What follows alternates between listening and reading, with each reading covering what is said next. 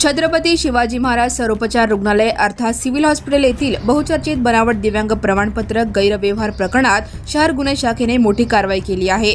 या प्रकरणी रुग्णालयातील वरिष्ठ लिपिक सागर राजपूत आणि कनिष्ठ लिपिक वसीम खान या 2 कर्मचाऱ्यांना मंगळवारी दुपारी अटक करण्यात आली। न्यायालयाने दोन्ही आरोपींना 2 ऑगस्टपर्यंत पोलीस कोठडी सुनावली आहे। या कारवाईमुळे शासकीय रुग्णालय वर्तुळात आणि प्रशासनात तीव्र खळबळ उडाली आहे।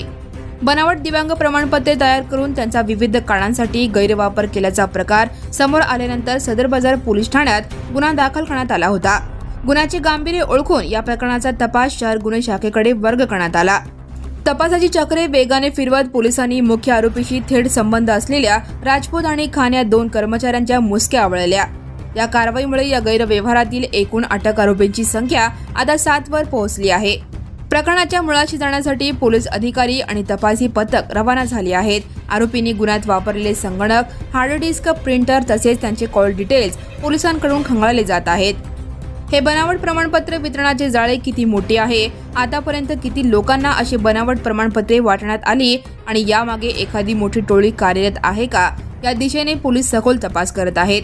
तपासाचा भाग म्हणून रुग्णालयातील जुने दाखले, कागदपत्रे आणि अधिकृत नोंदींची पडताळणी सुरू आहे। अटक करण्यात आलेल्या दोन्ही कर्मचाऱ्यांना पोलीस कोठडीत 48 तासांपेक्षा जास्त वेळ झाल्यामुळे शासकीय नियमानुसार त्यांच्यावर निलंबनाची कारवाई केली जाणार आहे।